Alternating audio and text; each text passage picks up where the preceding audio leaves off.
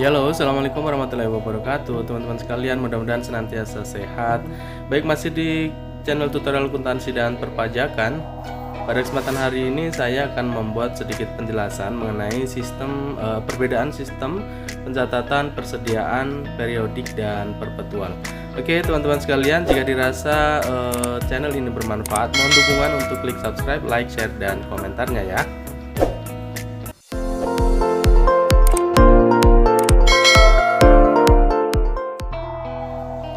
Ya baik teman-teman, kita langsung saja ke materi. Di sini ada pencatatan persediaan barang dagangan.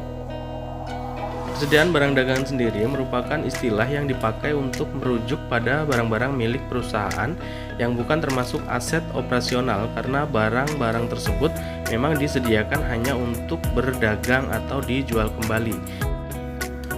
Ya, jadi barang dagangan ini biasa disebut barang atau aset bukan operasional atau tidak termasuk aset operasional karena tujuannya untuk dijual kembali. Nah, untuk aset operasional sendiri itu contohnya misalnya mobil, gedung, mesin, dan sejenisnya. Ya, selanjutnya di sini saya akan menjelaskan ada dua metode dalam pencatatan persediaan barang dagangan. Jadi meskipun bukan berupa aset operasional, perusahaan dagang wajib mencatatkan persediaan barang dagangannya ke dalam laporan keuangan. Ada beberapa transaksi yang dapat mempengaruhi banyaknya persediaan barang dagang, diantaranya seperti pembelian, potongan pembelian, biaya pengiriman, retur pembelian, penjualan barang dagangan, potongan penjualan, biaya pengiriman penjualan, retur penjualan, dan juga pajak. Ya, kita langsung saja ke metode yang pertama, yaitu metode periodik atau biasa disebut periodic inventory system. Metode pencatatan ini dilakukan pada akhir periode penjualan. Jadi, perusahaan barang dagang tidak langsung dicatat saat terjadi transaksi. Metode periodik juga disebut sebagai metode fisik karena pencatatannya dilakukan dengan cara mengecek langsung persediaan barang dagangan. Metode periodik atau fisik ini lebih cocok diaplikasi pada perusahaan yang memiliki volume barang yang tinggi serta frekuensi penjualan yang tinggi pula, misalnya perusahaan yang menjual produk makanan. Ya, jadi kenapa metode ini biasa disebut dengan metode fisik? Karena biasanya pada akhir periode atau akhir bulan akan dilakukan stock of num seperti itu untuk memastikan barang-barang yang tersisa atau tersedia pada akhir periode tersebut. Ya, selanjutnya atau metode yang kedua adalah metode permanen atau perpetual system. Berbeda dengan metode periodik yang hanya melakukan pencatatan persediaan pada akhir periode penjualan, metode permanen perpetual justru mencatat transaksi penjualan pada saat transaksi tersebut terjadi. Gampangnya, jika terjadi transaksi penjualan yang mempengaruhi jumlah persediaan barang, maka rekening persediaan barang pun ikut dicatat saat itu juga. Dan metode pencatatan ini biasanya digunakan pada penjualan barang mewah dan memiliki nilai jual yang tinggi, misalnya mobil dan sebagainya. Ya baik teman-teman, selanjutnya kita ke perbedaan perpetual dan periodik. Jika dibandingkan dengan metode fisik atau periodik, maka metode perpetual sangat optimal untuk mencatat persediaan karena dapat memudahkan dalam menyusun neraca dan laporan laba rugi. Selain itu, metode perpetual juga dapat digunakan untuk mengawasi setiap persediaan di dalam gudang dengan lebih akurat. Perbedaan perpetual dan metode sebagai metode pencatatan persediaan sebenarnya pada cara menentukan harga pokok penjualan atau HPP. Ya, masih di perbedaan perpetual dan periodik. Jadi dalam metode perpetual, nilai HPP yang diperoleh hanya untuk menunjukkan harga pokok atas produk yang dijual. Sementara dalam metode periodik memungkinkan kekurangan atau kelebihan atas persediaan akan tercampur dalam harga pokok penjualan atau HP. Ya, jadi ternyata metode perpetual itu lebih optimal dibandingkan dengan metode periodik karena lebih memudahkan dalam menyusun neraca dan laporan laba rugi.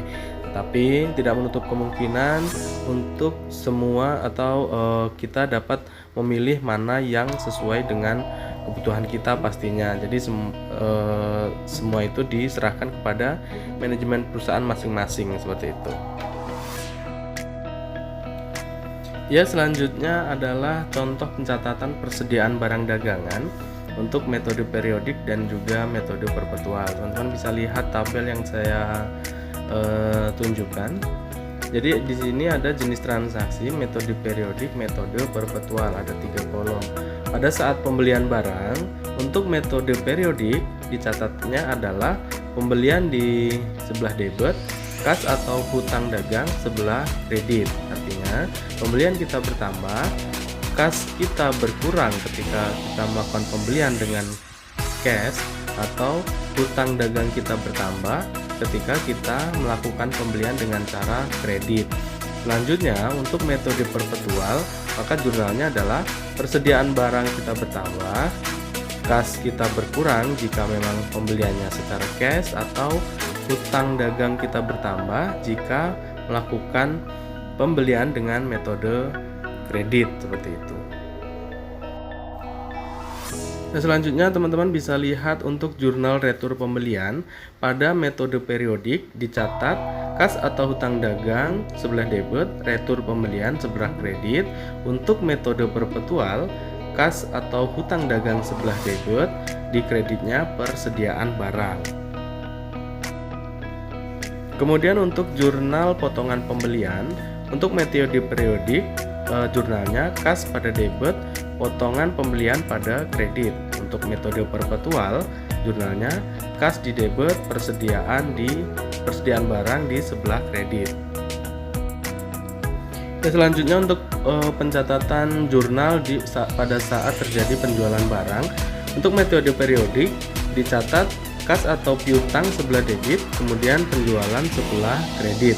Sedangkan untuk metode perpetual jurnalnya adalah kas atau piutang sebelah debit, penjualan sebelah kredit, kemudian harga pokok penjualan sebelah debit, dan kita kurangkan langsung persediaannya di sebelah kredit. Selanjutnya pencatatan jurnal saat terjadi retur penjualan. Pencatatan untuk metode periodik jurnalnya adalah retur penjualan sebelah debit atau pada kas atau piutang dagang pada sebelah kredit. Sedangkan untuk metode perpetual jurnalnya retur penjualan sebelah debit, kas atau piutang dagang sebelah kredit, persediaan barang sebelah debit, dan selanjutnya harga pokok penjualan sebelah kredit. Jadi itu tadi merupakan perbedaan jurnal atau pencatatan dari dua metode pencatatan persediaan barang tersebut. Nah, itu tadi teman-teman sekalian untuk perbedaan antara sistem pencatatan persediaan metode periodik dan perpetual. Pastinya sistem apa yang akan dipakai itu sudah menjadi keputusan dari pihak manajemen ataupun perusahaan di teman-teman bekerja, yang pastinya juga sudah disesuaikan dengan kebutuhan masing-masing. Baik, mudah-mudahan itu berguna dan bisa menjadi gambaran buat kita semua. Mohon dukungan untuk selalu klik subscribe, like, share, dan komentarnya, dan juga jangan lupa untuk menyalakan tombol notifikasi agar teman-teman sekalian mendapatkan pemberitahuan saat saya mengupload video baru. Terima kasih. Assalamualaikum warahmatullahi wabarakatuh.